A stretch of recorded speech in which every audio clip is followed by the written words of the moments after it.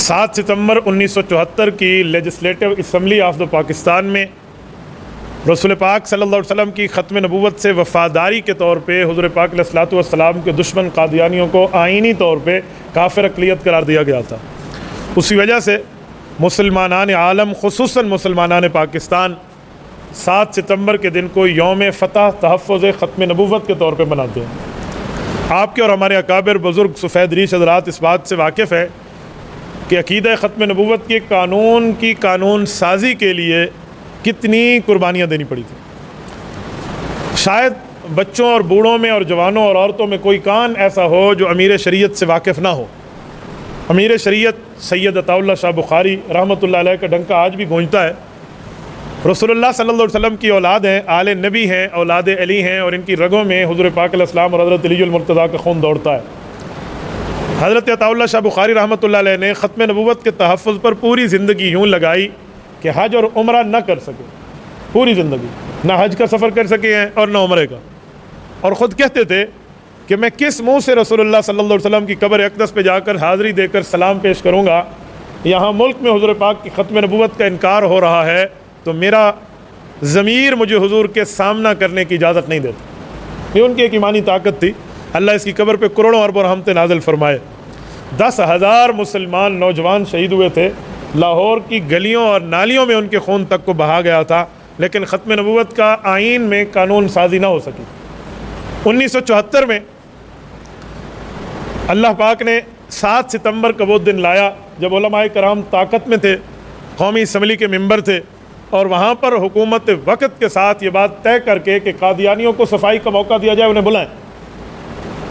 تو قادیانیوں کو 13 دن صفائی کا موقع دیا گیا اور انہیں بلایا گیا کہ آؤ اپنے آپ کا اگر اسلام رکھتے ہو تو ثابت کرو۔ 11 دن قادیانیوں کا فرقہ مرزائی قادیانی دلائل دیتا رہا اور ناکام رہا،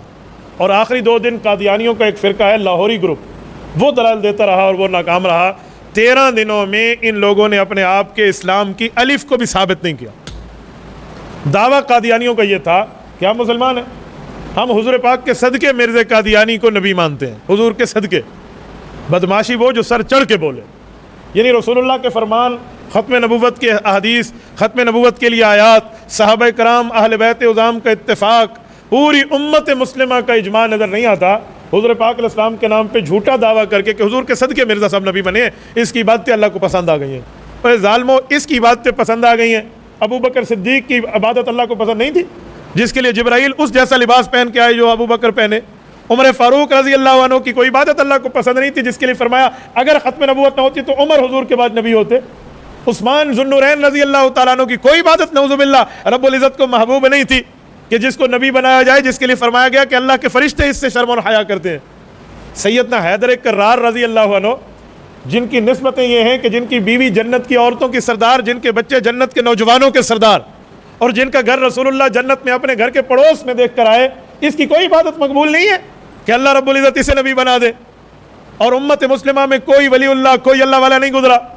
امام اعظم ابو حنیفہ، جن کی خوشخبری قرآن اور حدیث کے اشارات پہ موجود ہے، شیخ عبد القادر جیلانی رحمہ اللہ، جو تصوف کے چوٹی کے اماموں میں ایک امام ہے، یہ بزرگ دنیا میں نظر نہیں آ رہے تھے۔ امام حسن بصری رحمہ اللہ جس شخصیت جو 500 صحابہ کرام کے شاگرد ہیں، یہ بزرگ، یہ لوگ، ان میں سے تو کسی کو نبوت کے تاج سے سرفراز نہیں کیا گیا۔ ایک مرزا ملا تھا، یعنی مرزائیوں کا یہ دعویٰ تھا، اور اس دعوے کو علماء کرام نے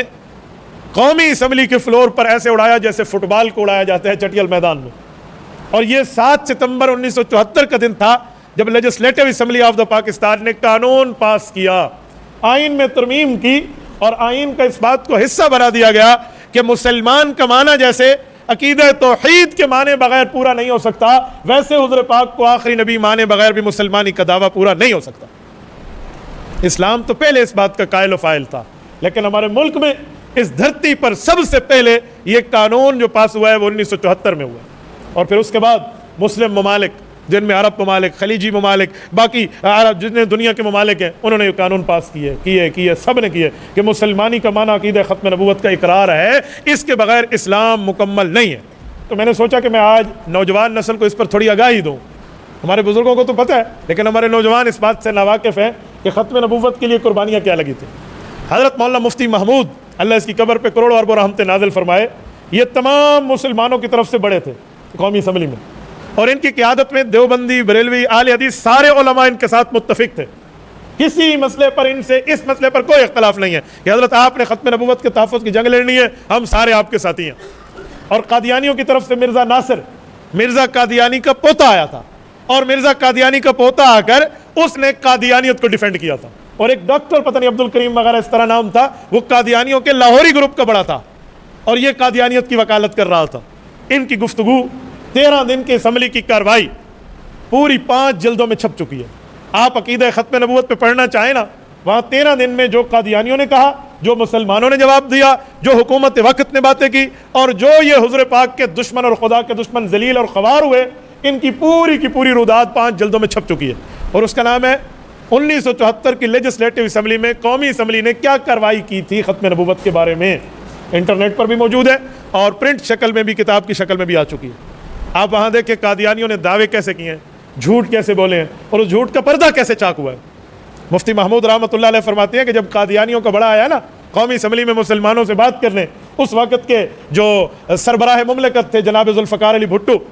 میں تو کہتا ہوں اللہ اس کی قبر پہ کروڑوں اربوں رحمتیں نازل فرمائے، اس نے ختم نبوت کا چاہ کر کام کیا ہے، نہ چاہتا روڑے اٹکاتا تو ہو سکتا ہے نہ ہو سکتا یہ قانون۔ رب کریم کسی وجہ سے کسی پہ کرم کر دے، میں کوئی اس سے کوئی سیاسی اور پولیٹیشین کے اختلاف کی بات نہیں کرتا، میں ختم نبوت کے لیے اس بندے کی قربانی کا اعتراف کرنے کو حق سمجھتا ہوں۔ انہوں نے پھر اس کو بلوایا کہ میں نے نہیں ہے قادیانی، اسمبلی میں ایک آرڈیننس لا کر ان کو بلوایا گیا کہ آپ قومی اسمبلی میں آؤ، حالانکہ ممبر کے علاوہ تو اور کوئی نہیں آ سکتا تھا۔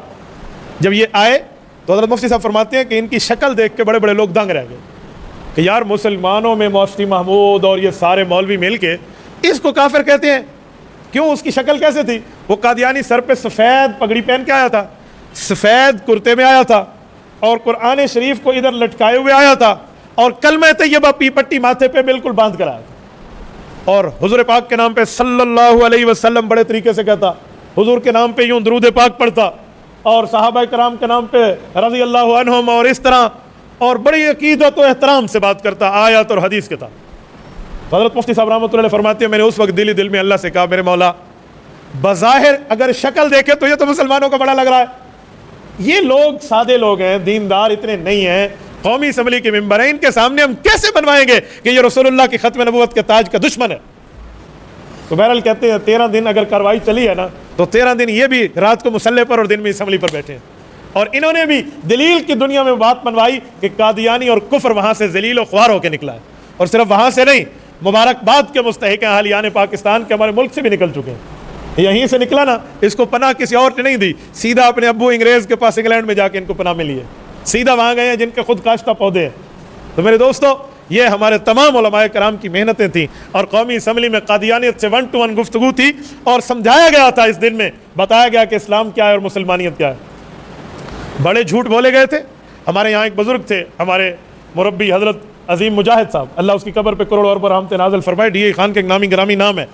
وہ فرماتے تھے حضرت مفتی محمود رحمۃ اللہ علیہ نے جو حوالہ ایک پیش کیا تھا، وہاں وہ کتاب پاکستان میں کہیں نہیں مل رہی تھی، قادیانیوں نے چھپا دی تھی، پہلے چھاپی تھی پھر چھپائی تھی، یہ کفر کا اصول ہے نا، پہلے چھاپو پھر چھپاؤ کہ کہیں پکڑے نہ جائے۔ تو وہ فرماتے ہیں وہ کتاب میرے پاس تھی، حضرت مفتی صاحب رحمۃ اللہ علیہ کو وہ کتاب میں نے بھجوائی تھی، اور مفتی صاحب نے وہ حوالہ پڑھ کے دکھایا کہ جو قادیانی کا کلمہ نہ پڑھے، قادیانی کہتا ہے کہ اس کی ماں حلال عورت بچہ پیدا نہیں کر رہی، وہ نطفہ حلال نہیں ہے، اس کی ماں کوئی خراب عورت ہے۔ تو کہا نبی ایسے کہتے ہیں؟ تو مفتی محمود رحمۃ اللہ علیہ نے وہ فرماتے تھے جو انہوں نے ہم بتایا کہ مفتی صاحب نے یہ حوالہ پیش فرمایا، قادیانیوں کو تو یقین تھا کہ یہ کتاب ہم نے چھوڑی ہوئی ہے ادھر ادھر ہے فلاں، تو چھاپی تو انہوں نے تھی، جی نایاب ہو گئی ہے، جی ملتی نہیں ہے، جی ایسی بات نہیں ہے، مسلمانوں نے اپنی طرف سے اس میں عبارت ڈال دی ہے۔ تو کہتے ہیں مفتی محمود رحمۃ اللہ نے وہاں تاریخی چیلنج فرمایا، کہا بھٹو صاحب آپ حکمران وقت ہیں، آپ اس کو اور مجھے اپنے اپنے کمرے میں بند کر دیں تاکہ ہم اپنے پچھلے لوگوں سے رابطہ نہ کر سکیں، اس دوران آپ وزیر اعلیٰ پنجاب سے کہہ دیں کہ وہ چنیوٹ جائے، وہاں قادیانیوں کے جو علاقہ مشہور تھا جسے آج مسلمان چناب نگر کہتے ہیں، وہ ربوہ کہتے تھے، تو وہ جو ربوہ ہے وہاں پہ یہ بک سیلر ہے، اور اس سے جا کر یہ کتاب لے لیں، جلدی جائے تاکہ بندہ ہیلی کاپٹر پہ جا کر کتاب لے آئے، اگر یہ عبارت مرزا قادیانی کے نہ ہو مفتی محمود اپنی موت لکھ دے گا، لے آؤ، اس پر ہم فیصلہ کر دیں۔ تو بہرحال وہ بزرگوں کی پوری باتیں تھی، کتاب آئی، اسمبلی میں پیش ہوئی، اور قادیانی ذلیل اور خوار ہوئے، اور مسلمانوں کا اسلام اور اللہ کی کلمہ سچا ہو گیا۔ تبارك الذي نزل الفرقان على عبده ليكون للعالمين نذيرا.